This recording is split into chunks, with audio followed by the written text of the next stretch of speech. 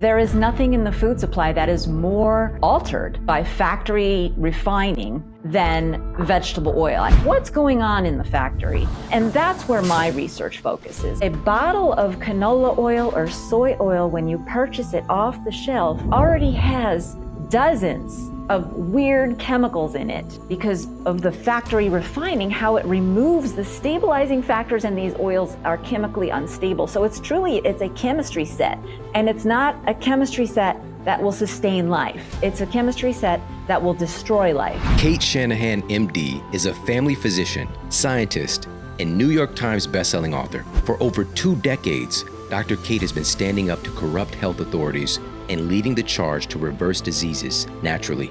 Together with NBA legend Gary Vitti, she created the Los Angeles Lakers Pro Nutrition Program, which has been emulated by elite championship teams around the world. Her latest book, Dark Calories, focuses on the hidden harms of seed oils, empowering a new generation of health practitioners to truly heal their patients.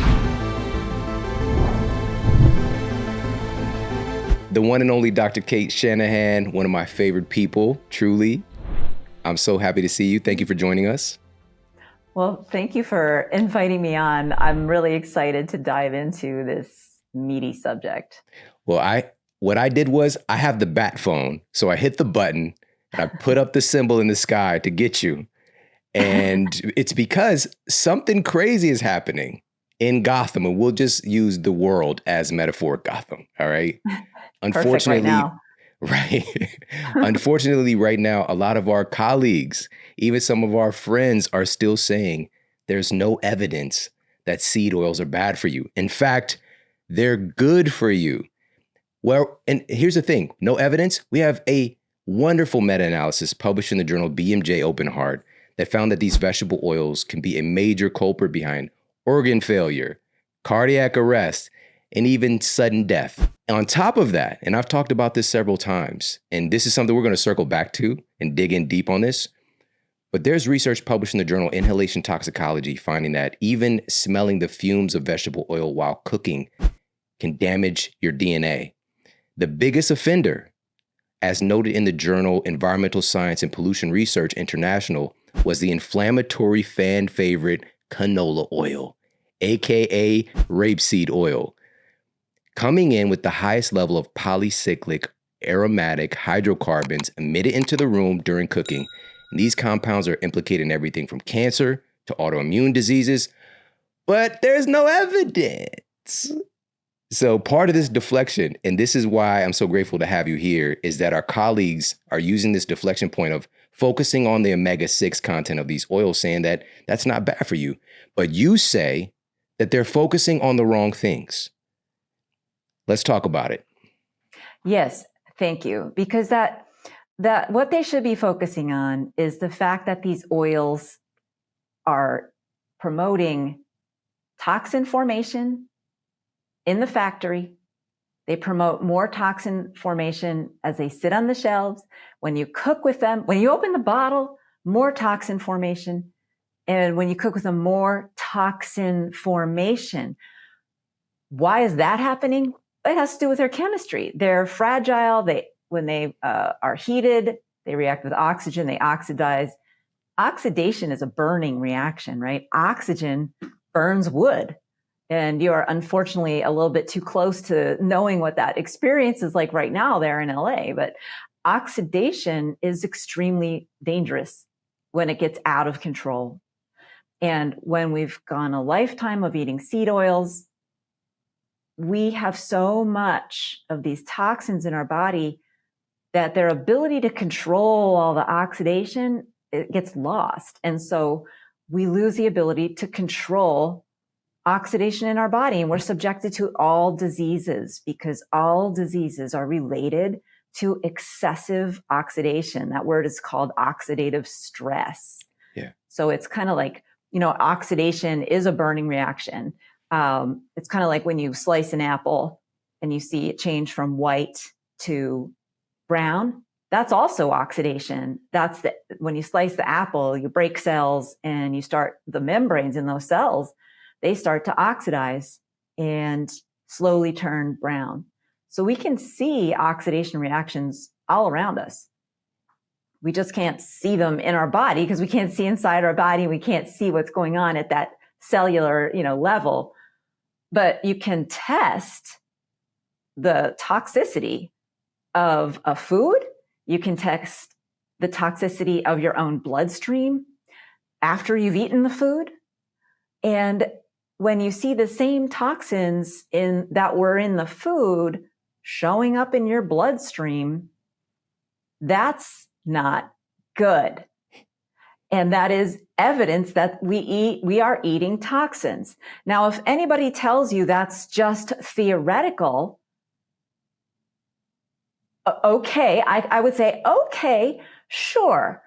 Toxicity is theoretical, right? But you know what? The evidence trail doesn't end there. I mean, that's a ridiculous thing to say, to consume toxins and have them show up in your blood and your tissues. Like, they found toxins in sperm. Like, they find toxins in testes when people are eating a lot of junk food. They find these same toxins, they get into your brain. They pass right through that barrier that's supposed to protect your brain, and the toxins from these seed oils get into your brain. They're going to cause oxidative stress in all these tissues. And we also, when I say the evidence doesn't end there, we have evidence that people who consume these oils, humans who have been exposed to these oils, have myriad different types of diseases. So for example, you already mentioned the fumes.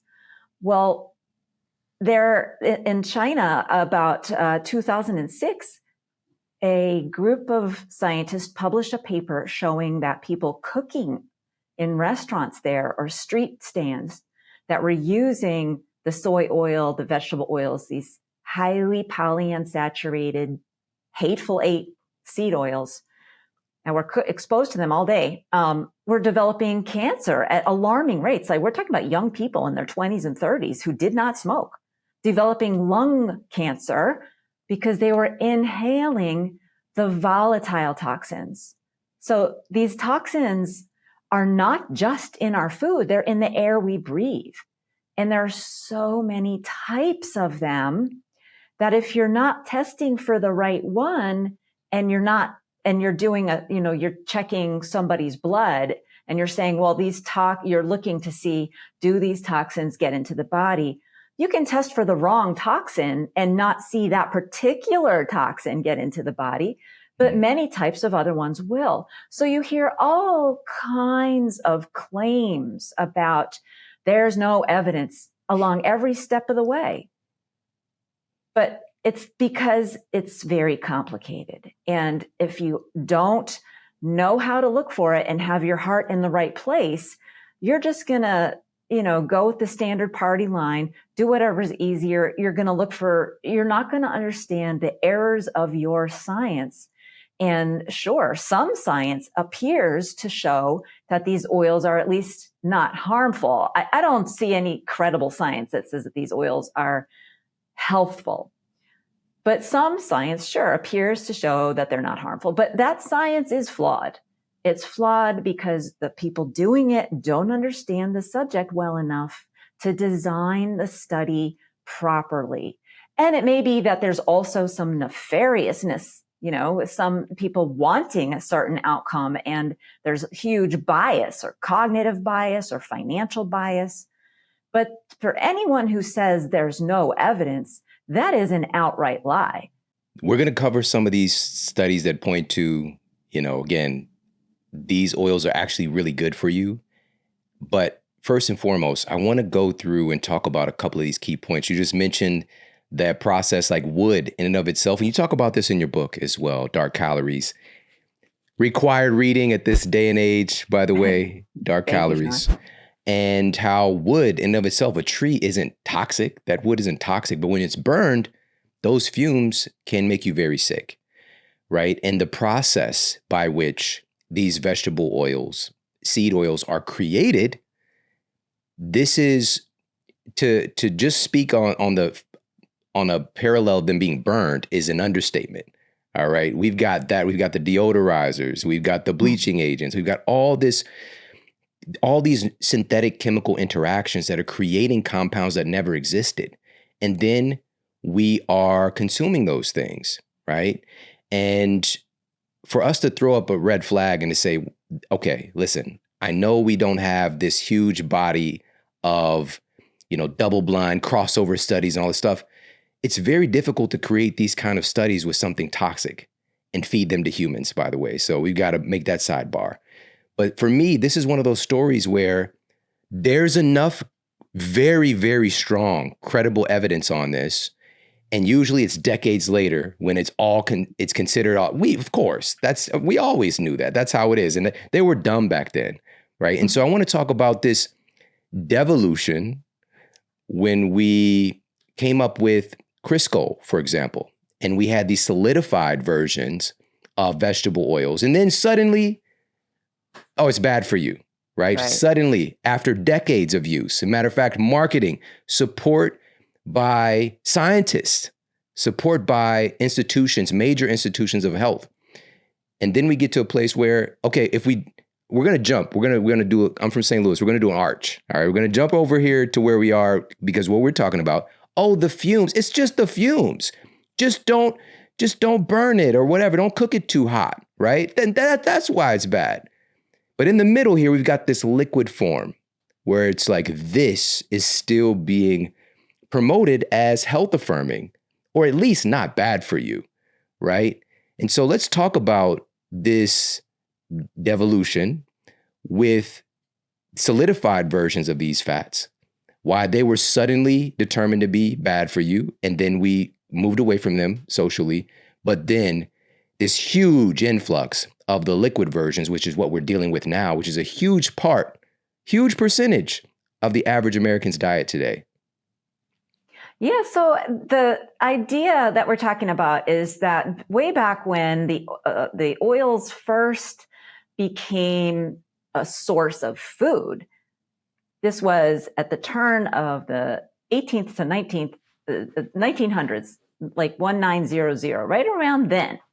And the first oil was cottonseed, and that oil was inedible as the oil because it contained a natural plant toxin called gossypol that would kill, cows. It would cause internal bleeding. It could not feed it to humans, of course. It would kill any, mammal. So what they did was they didn't originally even want to try to feed it to anything. They originally were just trying to make it a substitute for soap, or a substitute for tallow that made soap, a substitute for the fats that were making candles, right? So they were just originally trying to make it, burn or be a detergent. They weren't looking to feed it to anyone. And one thing so they were tinkering around with the chemistry quite a bit. And one of their goals was to make it more solid, right? Because it's liquid, and we like bar soaps and candles have to be solid. It's easier to transport them than liquid. So they did a process called hydrogenation, and that process was extremely intensive, and it solidified the oil. It added a hydrogen group to one of the double bonds and made it, instead of being liquid, it made the individual molecules more straight, and that turns liquid into solid. So it's pretty cool. And they were very proud of themselves, and they were fantastic, candles and soaps. But then what happened was electricity. And so there was less need for candles. And so they wanted to diversify what they did with this hydrogenated cottonseed oil. And it turned out they discovered that the process of hydrogenation and all the other refining that was done eliminated that toxin. So now suddenly they could start feeding it to animals or people. And they played around with it. And as they were playing around with it, they noticed that at one point, when you tweak the recipe, it comes this it's not rock hard like wax, but it's semi-solid. And it looked like it could work for butter or lard. And so they chose to do it as a substitute for lard, which is white, because it was white. If you want to make it look like butter, you also have to colorize it. And they just didn't want to bother that. Other companies did. So they made fake butter substitutes out of cottonseed oil too. But so that's how it entered the food supply. And it was cheaper than lard. And they advertised it cleverly, like it's clean or aids digestion. They were able to make any kind of statements back then. There was no law whatsoever. And there was no food safety testing. So that's really the problem, is that it was never tested on humans before it was released into the human food supply. And so it took a long time for folks to even think about testing it, right? And, it took about 2 generations, I would say, of scientists. Finally, in the 70s and 80s, the scientists were like, look, I really think this is bad. And they started, testifying before Congress and making waves in medicine. And then it took another 30 years after that for the regulatory change to occur that would actually eliminate it from the food supply, because there was so much money being made, that was in so many foods. It was in, shortening was not just in your tub of shortening in your cupboard. It was in the fryers. It was in all of the baked goods. It was in the crackers, it was in Oreo cookies. It was in Twinkies. It was in so many things. And so to remove it, they would have had to alter the recipe. And that just took a long time. So, but now it's gone. And is anything better? Is our health better? No. And that is something that no public health official has come out and said, wait a second, we removed the trans fat. We're still dying of heart attacks. In fact, for the first time in something like 70 years, the rates of heart attacks are on the rise again now that we've removed this heart attack causing trans fat.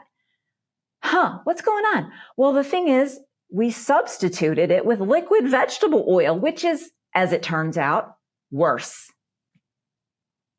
And so that is evidence, like what we just discussed. It's observational evidence of what happens to a population on a population level when you eliminate trans fat, but you simultaneously double the amount of the hateful 8 oils. We're eating twice as much of these oils than what we were before the trans fat ban. So before the trans fat ban in 2020, the average person ate about 30 pounds per year of the sum total of the hateful 8, which maybe you should want to list that out in the show notes or something. People need to know those. And now in 2020, when we're eating almost 0 trans fats, we are eating 60 plus probably pounds of these hateful 8 seed oils. So we've doubled that. And our health was supposed to improve by eliminating trans fats. But what has improved? We're having more heart attacks, more cancer, more diabetes, more mental illnesses, more infertility, more depression, more major psychiatric disorders. It's quite something to ignore all that and claim that that is not evidence, just because your favorite type of evidence happens to be a meta-analysis of randomized human interventional trials. That is one type of evidence. And for someone who is a scientist to say that that's the only type of evidence that matters, that person is revealing either a bias or a vast knowledge deficit. What I wanted to do, one of the things, and thank you for that, was to really illuminate a very obvious but easily looked past fact. Again, many of our colleagues who are still promoting vegetable oils, seed oils as health affirming and definitely not harmful to health, they are usually well-meaning.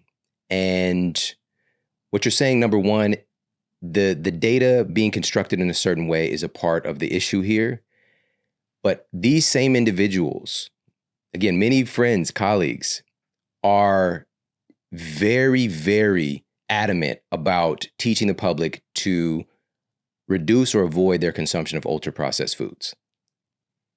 All right. They're very Yeah. passionate about that because we've got a massive body of evidence on this. Which, again, we didn't have that previously.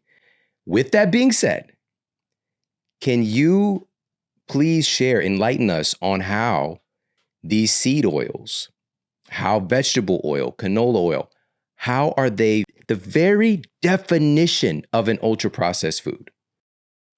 Because they are the very definition of an ultra processed food, because there is nothing in the food supply that is more altered by factory refining than vegetable oil. I can't think of anything other than that, except for the other frankenfats that we're now dealing with, right? Like the interesterified fats and some of the other things that they're coming up with to really, because of the missing solidifiers being the trans fats that are now out of the system, they have to find something else that has the same cooking properties, the same solidity. So they're creating all these other frankenfats, but they're consumed still in small amounts. So the most important thing to pay attention to are the main ingredients in what we're eating. And, people haven't, your friends, my friends, who are talking about how unhealthy ultra processed food is, have you ever asked them, how do you define ultra processed food personally? Like, what is your criteria for recognizing it? So, because if you can't say what it is, how do you know when you're even avoiding it? Right? And I went through this. I went to actually a medical meeting recently, and I asked a bunch of doctors. I just did like a man on the street style interview. Like, what do you think is unhealthy about processed food? And none of them agreed with each other. They all said all different things. They said, "Oh, well, it's been in a factory. That's one." Okay, olive oil's been in a factory. That's healthy. And I think they make butter in factories. And I'm pretty sure that, vegetable soup, which a lot of people would say is healthy, that's been in a factory, right? So maybe maybe that's not enough. Maybe there's some details of what happens in the factory that really matter. And that's where my research focuses, is what's going on in the factory. And I can tell you that, so the other things that the doctors came up with was too much salt. That's ridiculous. Salt is a nutrient. Too much saturated fat. That's one of those ideas that was never supported by evidence. It still isn't. And that is what these evidence-based people should be focusing on. Because that's what, we've been told for so many years that we need to avoid saturated fat. Yet the evidence for that is extremely weak at best. And they say things like too many ingredients, preservatives. All of those are valid points that deserve scrutiny. And what I'm saying is a lot of them have been scrutinized. Saturated fat, that's been proved wrong. Salt. No, it's not the salt in the junk food. It's the vegetable oil. When you look at, a sack of potato chips, it doesn't have too many ingredients.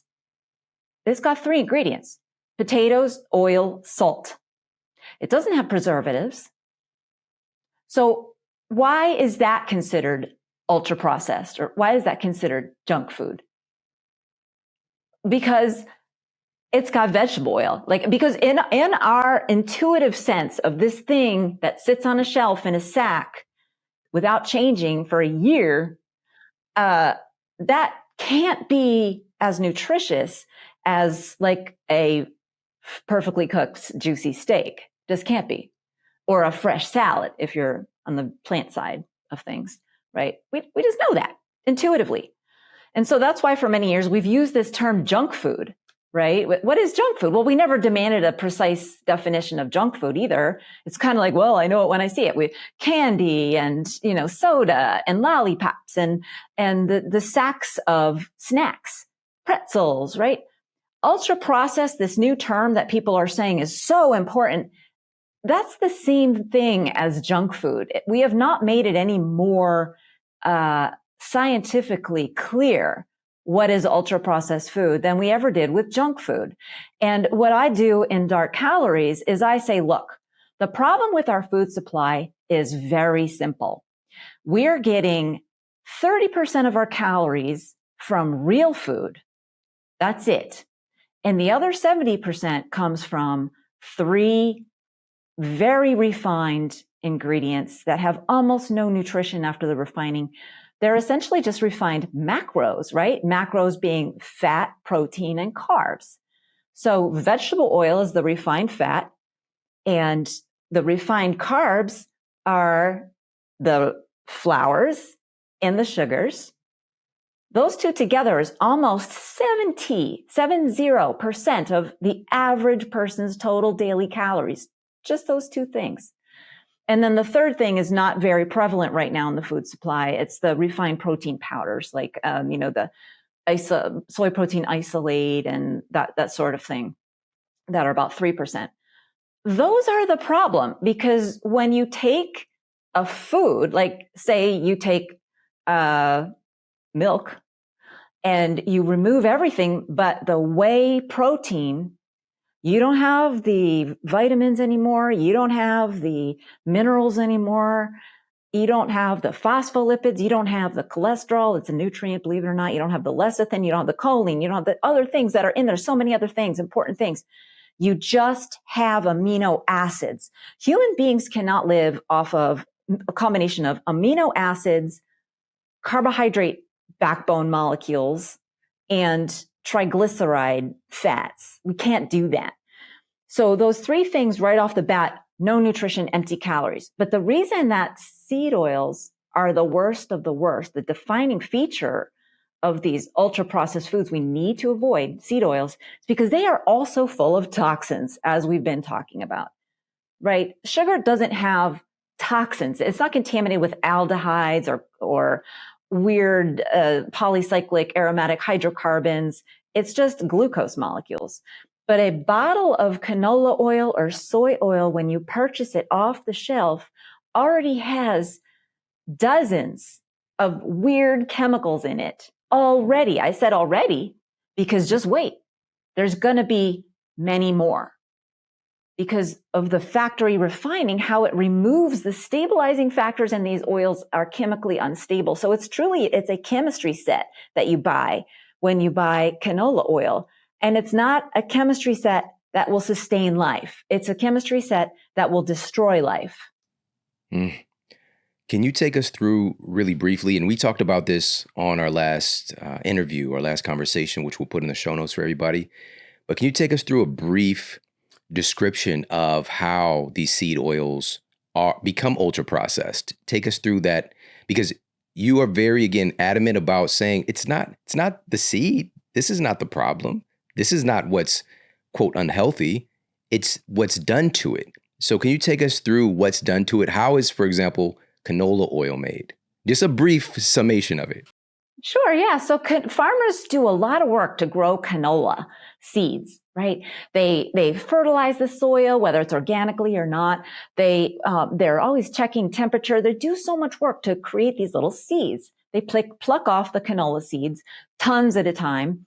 And those canola seeds have vitamins and fiber and protein and essential fatty acids and all kinds of good stuff in there. So they enter the factory as a whole food, the refining factory. This is a different factory than where we make olive oil. Very different. They enter the factory as something that could nourish maybe not humans, but at least mice and rats, animals that are designed to eat little tiny seeds. By the time it exits the factory, important things have been stripped off. So the first step is to heat it and loosen the oil from the seed and pressurize it.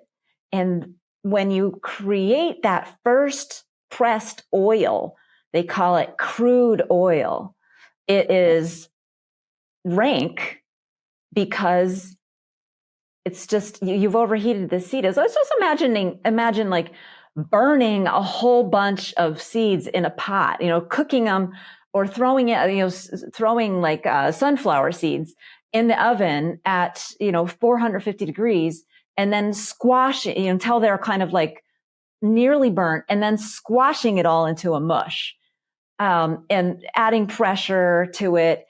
That's not going to taste good. It's going to taste like burnt, yucky things.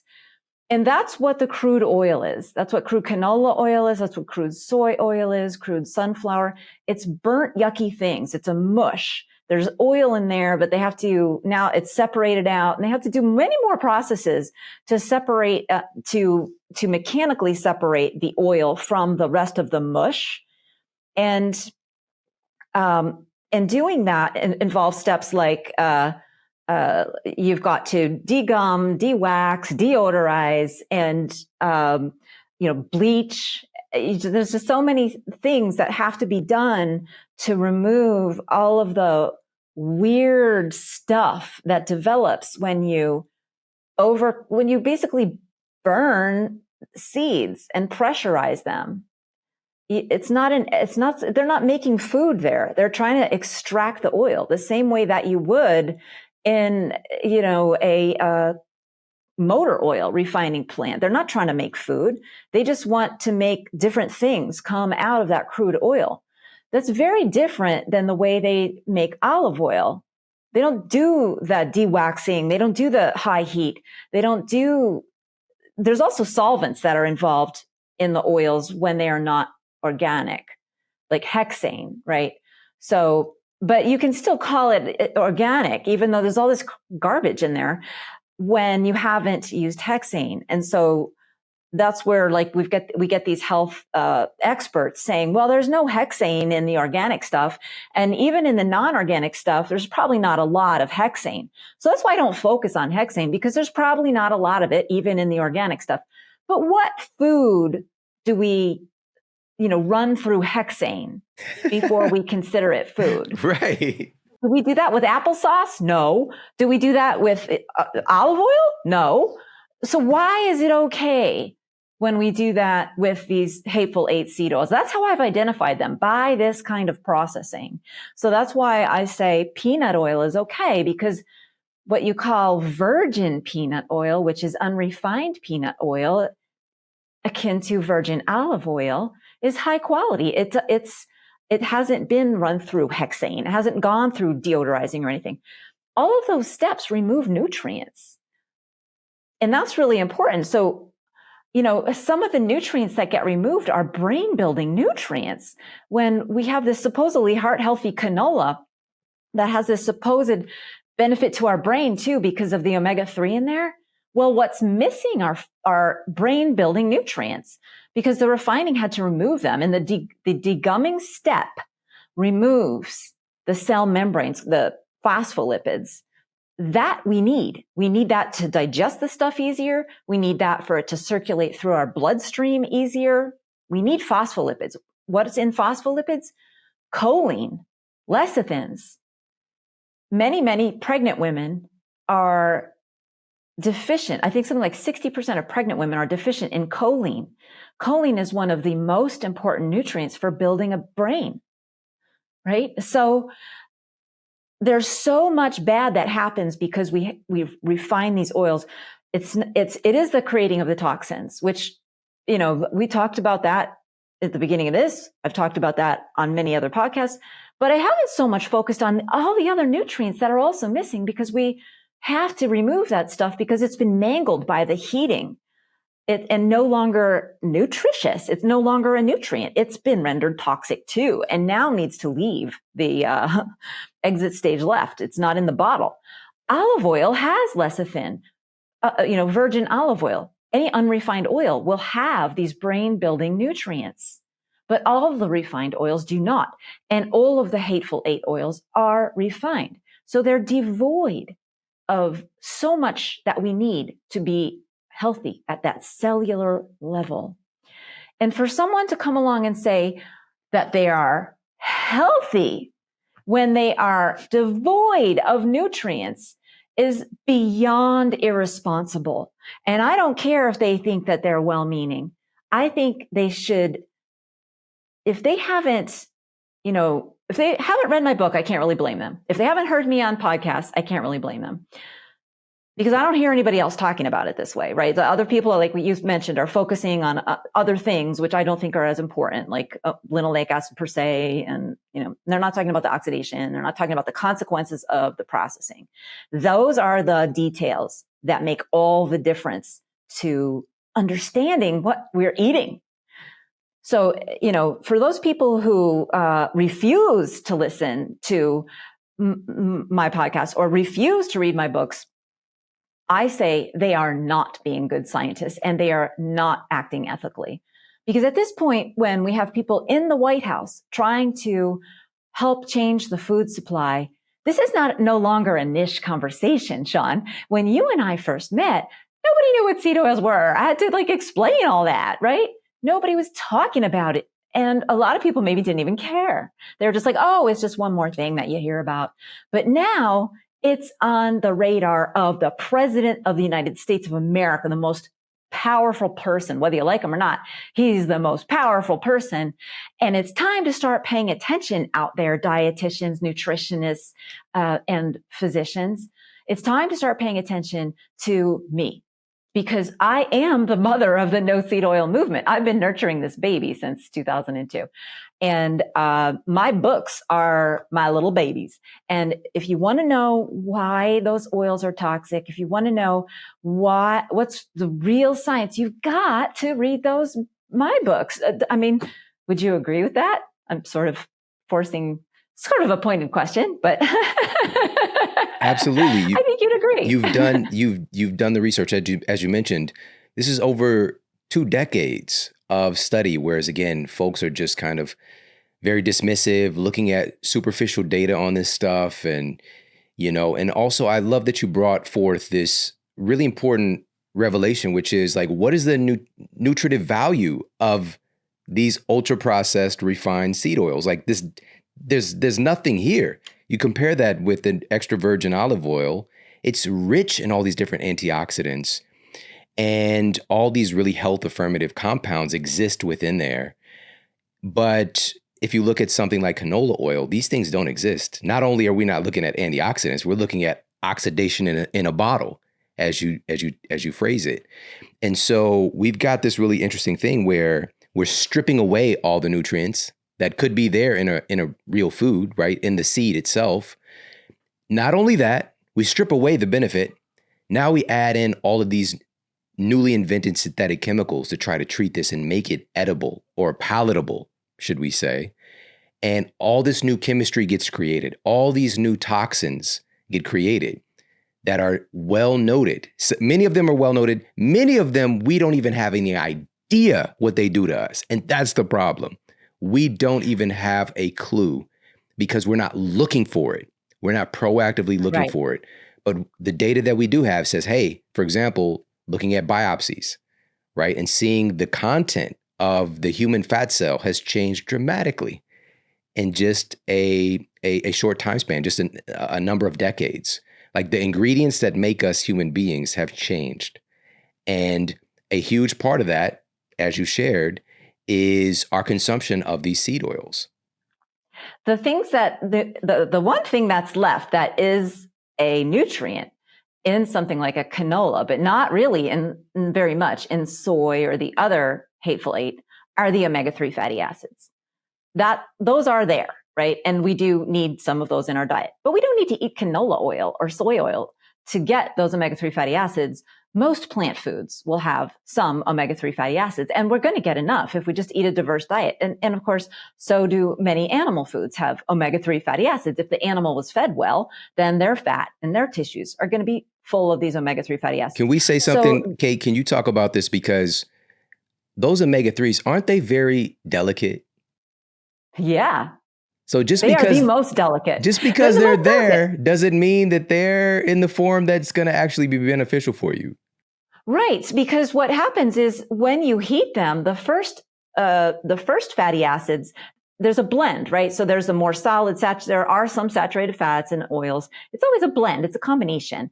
But the most fragile of all the fatty acids in our oils are these omega-3 fatty acids. And the most important ones to get, but also when you heat them, when you cook with them, they're the first to disappear. And when I say disappear, I mean, they're oxidized, right? So they're no longer present, but they don't just zap into oblivion. We either breathe those toxic fumes or the toxic breakdown products stay in the food. So that's where the toxins come from. It's the oxidation of these essential fatty acids, like the omega-3 and the omega-6 linoleic acid. When they oxidize, they become toxins. So you don't even have to talk about the added toxins that you know are also of concern, like the glyphosate and the other stuff that's possibly contaminating the fertilizers, and like lead, heavy metals are in fertilizers, all that kind of stuff. You don't have to talk about that stuff. There's so much toxicity that just happens because of the instability of these oils that convert something that would be a nutrient into a toxin. And that's a complicated concept. So that's why I have to write books about it, so that people can think about it and get their heads wrapped around it. When you start to do that, you start to see that if we are eating eating too much of these linoleic acid, or even omega-3, which we're not, but linoleic acid, say, just eating too much of that, and it does store in our body fat. It's changed the composition of our body fat. We now have something like 5 to 10 times more linoleic acid in human body fat than ever before. But that is still fragile. So all of those toxins that can form in the factory, the aldehydes, the epoxides, and all the other degraded fatty acids, they can now form in our body fat, or when our body fat is released into our bloodstream. It can become oxidized linoleic acid, aka toxin, that formed in our own bodies. That is horrifying. And there's no other food that can do that as quickly and, dangerously as these seed oils. Mm. What I want to do next is to address a couple of things. Again, there's a reason. There's something that helps to affirm this belief in the scientific community, and there are studies. Like, for example, this was published in the British Journal of Nutrition. The title is "The Effects of Replacing Ghee with Rapeseed Oil on Liver Steatosis and Enzymes, Lipid Profile, Insulin Resistance on patients with non-alcoholic fatty liver disease." Again, it's a randomized controlled trial. And so having a study like this is just like, oh, rapeseed oil, aka canola oil. By the way, this has got to be the worst name ever given to any product ever created. All right. We just got to say that. Yeah. Just a caveat. All right. But this data exists as well. And so I want to ask you about this, because when I see something like this, I know ghee has been used for thousands of years, but rapeseed oil was just invented, not too long ago, and this can help my fatty liver disease. Why would I not want to use this? Right. So what the study showed was that, they compared two groups of people randomly assigned to either continue their normal diet, which contained a good amount of ghee, and supposedly they did not tell them to do anything different. Remember that, because we're going to come back to it. The control diet was not told to do anything different. And then the intervention diet, they got canola oil. We're just going to say canola oil because I don't want to say too much. I'm used to saying canola oil, really, honestly. So they got the canola oil, and they ate these for 12 weeks. These two different diets, 12 weeks. So the intervention group was told, don't eat ghee. For all of your cooking needs, you're going to use canola oil instead. Okay. And they even quantify how much. So that was well done, right? That part of it was well done. So, but, and what the outcome is that the canola oil group, all of these people, by the way, we need to remind people, they all had fatty liver. They all had fatty liver disease. Which is a disease where there's too much fat in the liver. Like if you ever heard of foie gras, that's fatty liver in a duck. We've overfed the duck. The ducks are fat and obese, and their livers are fat and delicious, apparently. So when you're when you're a person with fatty liver, there's just, you look at the liver on ultrasound and it's full of, it kind of looks like your adipose tissue. If you take a biopsy, it's not a dark red, like normal, dark maroon, like normal liver. A fatty liver is more yellow because the fat is yellow, right? So it truly looks like fat. It's full of fat. So what happened is the people eating the ghee, they had as much fat as at the end as they did at the beginning. But the people eating the canola oil had a little bit less, but it was a significant amount less. And that's very interesting. And they also had some other biomarker changes that were positive. Like they were more insulin sensitive. So how did that happen? Like, how could that be? Well, I'm going to tell you. It's very simple. Fatty liver is a result of overeating. And the weight loss in the canola group was 9 pounds in 12 weeks. Now, anybody who's tried to lose weight knows that losing almost a pound a week, if you're on a diet for a year, you're going to lose 100 pounds more. You're going to lose more than 100 pounds if you lose almost a pound a week for a full year. And these people lost 9 pounds in 12 weeks. So they were rapidly losing weight. Rapidly. How much weight loss occurred in the control group that didn't change their diet? 0. No weight loss. None. So, of course, their fatty liver didn't change. And that's what you call a confounding variable. Okay. So there's something fishy there, because that is, not what you would expect. And the other thing is that here's what gets dangerous in nutrition science. Because the authors wanted to explain this, and they apparently wanted to say canola oil is healthy, because they overlooked they didn't highlight this. They said, oh, well, canola oil must help you lose weight.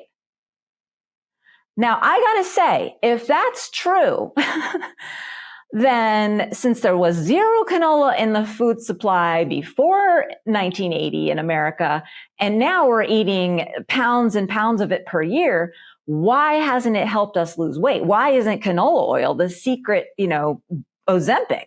Why wasn't it out there helping people not need Ozempic to lose weight, right? So what that is a statement that kind of explains the result. And if you're not thinking too hard, you'll take it. You'll be like, oh, wow, canola oil is great. It helps you lose weight. It reverses your fatty liver. The article does not point out that weight loss alone, regardless of any method, reverses fatty liver. Okay. The article doesn't say that. That's why I think there's something fishy going on. Something else too, I wanted to tell you. I took some notes here. So both groups, the control group, the group eating ghee and the group eating canola, they both increased their exercise. But one group, guess which one, increased their exercise a whole heck of a lot more. Maybe that's why they lost the weight. Now, why would they do that? We don't know, but because the authors did not comment on that. They reported on that, but when you're a real scientist, an ethical scientist, and there's something unexplained that is an important covariate, as they call it, another confounding factor that could explain the weight loss and therefore the fatty liver, you must bring it up. They don't say a word about that. They don't explain why these people were exercising more. But it doesn't take a genius to imagine, well, gosh, maybe in addition to their dietary intervention, the canola oil, maybe they got a reminder to exercise, and that just wasn't brought up. That kind of nonsense, which I call cheating, happens all the time in the nutrition trial world. So I am told by nutrition trialists, many of them, right? The non-conflicted ones, the people who have been in charge of major studies done at the NIH. This kind of dirty behind the scenes finagling of manipulating what people are doing or manipulating the data happens all the time in human clinical trials. So for those people who say human clinical trials are the gold standard, they don't have a clue, or else they're, in on the game themselves and they just are lying. So again, just to reiterate this point, there are reasons behind things, and just looking at things superficially is not good enough today, especially when we're dealing with such a hot topic in nutrition and human health. And as you mentioned, there's changes happening politically that's bringing some of these conversations to the forefront. But one of the things, and I want to reiterate this point, is for us to not completely buy into any of it. We've got to be our own advocates, because even though this conversation is being brought to the forefront in some circles of the political sphere, recently, the selection for to head up the USDA here in the United States is somebody who is a former megastar leading advocate for the seed oil industry. And so it's just like this very interesting mix of people who are getting put into these positions. But for me, the good news is that it's not the run of the mill business as usual, because people are asking questions, people are demanding change, people are demanding different, but we still cannot put all of our trust into these entities. There's so much money involved. We're talking about billions upon billions of dollars are in play here. And so we've got to be our own advocate first and foremost. And something you said earlier about the consumption of these ultra processed seed oils and how they're showing up in our bodies in different ways. And this reminded me of a study. This was a recent study. And again, it's difficult to do this on humans. All right. So I'm going to share this study with folks. So this study found that consuming canola oil shrunk the testicles of mice. While another study, this was published in the African Journal of Biological Sciences, the researchers stated canola oil, quote, canola oil usage resulted in distorted seminiferous tubules, degenerated germ cells, and ultrastructural changes in the testes. Canola oil should be used with caution, especially in males, to avoid its hazardous effect on the testes, unquote. All right. So again, it's difficult to get some guys together. Like, come in here. We want to measure your balls. All right. Put your balls in my hand. Put your balls in a cup. Whatever. We put your balls on the scale. We want to measure your balls. We're going to have you to consume ghee for 2 weeks or olive oil for 2 weeks, and we're going to have you consume, canola oil. And 2 weeks is probably not enough, but for, 6 months. And then we're going to measure your balls every month. You're going to come in here, drop them on the scale. This is very difficult to do in the human population. So again, it's difficult to track back what's happening to our reproductive health, for example, which has plummeted about 50%. Human reproduction, infertility has risen about 50% in the last 40 years. For all men, male and female, result in issues. Something is going on. Something is truly awry, and we've got to talk about this. And this is one of those things this is kind of a red flag. But for us, it's dismissive. Oh, that's an animal study. Let's talk about that a little bit. Well, I want to start out by talking about that when they find infertility, men who are infertile and animals, they find signs of oxidative stress in the testicles and within the sperm and the seminal fluid. They find evidence of oxidative stress, which means just like burnt up bits of the fatty acids. The transformation of healthy body parts, once it's oxidized or burnt, just like the wood in your house, it doesn't look the same anymore. And they can see the evidence of that burning, right? They can see that.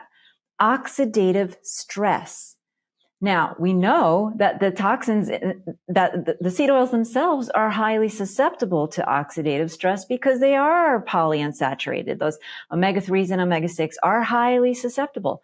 So just based on that, we should be worried. But then there's the toxins that come along with the oils. And what do they do? How do they harm our bodies? What is their toxic effect? Well, they cause oxidative stress, right? So one thing that they do, which is so devastating, and this, I wish there was a way to visualize this, but a toxin, the way I define a toxin is a molecule that attacks our biomolecules. So the toxins in the seed oils, let's just say alpha beta unsaturated aldehyde, just to say I know what I'm talking about here. We have names for these things. Those compounds can interact with our cell membrane fatty acids and oxidize the linoleic acid there and the omega-3 there and the DHEA and all the essential fatty acids in our cell membranes. And they don't just destroy that, they start a free radical chain reaction that damages not just one molecule at a time, billions of molecules get damaged. And when they are damaged, they generate their own set of new toxins that can turn around and damage other molecules. It's a chain reaction. So that's why we need to make a big deal of having just a little bit of these toxins. They're in the oil at parts per million. Sometimes they're in food at parts per thousand. A part per million is 1 inch in 16 miles. Some people say it's not enough to worry about. But the fact is that these toxins attack our biomolecules and turn our biomolecules into destroyed tissue, right? It's like starting a dumpster fire in the tinder of, the LA hillside back in January. Oh, it's just one dumpster. That's not very big. LA is like, what, 100 square miles? I have no idea how big LA is. It's one dumpster. What is that? Like 16 square feet? That can't hurt LA. Oh, but it's exactly that stupid, right? I mean, maybe the analogy isn't perfect, but it's that stupid to say that the concentration of these extremely dangerous toxins is so low, it doesn't matter. It matters. Yeah. You detail in your book, by the way, this domino effect, right? And you break, because it is, again, unfortunately, and of course, there are many aspects of health that are very simple, but it's the big movers. It's some Captain Obvious stuff. We need sunlight, we need nutritious food, we need to sleep. We know these things. These are big movers, but we are infinitely complex. We are infinitely complex, and that complexity tends to get people to shy away and not want to look at it, right? Like, this is how it is, big movers, just, and that's okay. But if you're going to focus on that and not want to get into the rapeseed weeds, if you don't want to get into that, then you just can't superficially say that this is okay. This newly invented, ultra processed oxidation in a bottle is okay for humans to consume, because the topic is complex. So if you do want to look into the complexity, checking out a book like Dark Calories is a great resource, because you do make it palatable. You make it understandable. Thank you. Again, it's complex, but you make it understandable. And as you mentioned, that dumpster fire can obviously have this domino effect that tears down so much livelihood. And the same thing can happen with our health, with what we're putting into our bodies. It can set off these metaphoric fires in our system. And really, that's what inflammation is. And I appreciate you so much. Can you let everybody know where to get a copy of Dark Calories, and just where to connect with you and follow your work in general? Yes, thank you. So please visit my website, which is drcate.com, drcate.com. And from there, you can read about my books. I've got, about Dr. Cate's books is one of the menus. From there, you can also sign up to my free newsletter where, I don't bombard you with all kinds of stuff I'm trying to sell, because I don't really have stuff to sell. It's just information that I think is going to be useful. And when I do something really interesting, which I'm about to do, I have a whole new course I'm launching called Rebel Well. because you have to be a rebel if you want to be well in this day and age. You'll be notified. Like if you sign up to my newsletter, you'll find out when that's available. And if you do read Dark Calories, then I think, if you read it and you understand it, you do earn the right then to call yourself, somewhat of an expert. But if you don't have that right. I'm sorry. Because to me, like that is the seminal, I think, definitive book. Maybe there's some other good books out there about the fact that these oils are bad, the corruption and so on. But, and read those too. But you have to read these books to earn the right to have an informed opinion. You can have an uninformed opinion. You can feel very strongly about your uninformed opinion. Many people do. But if once it's informed, then you really earn the right to tell other people what to do a little bit more. I appreciate you so much. I'm glad that I have access to the bat phone where I could, hit you up or put the bat signal in the sky and you could show up and help educate and empower us. And thank you so much for spending your time with us today. Well, thank you, Shawn. I'm always looking out for your bat signal. Hey, if you like this video, make sure to check out this video right here. What do our cells actually need? This is how we developed the good energy eating plan, which is not based on any dietary dogma. There's no keto or vegan or paleo. It's about what molecules do your cells need to function properly and how do you get those to them? And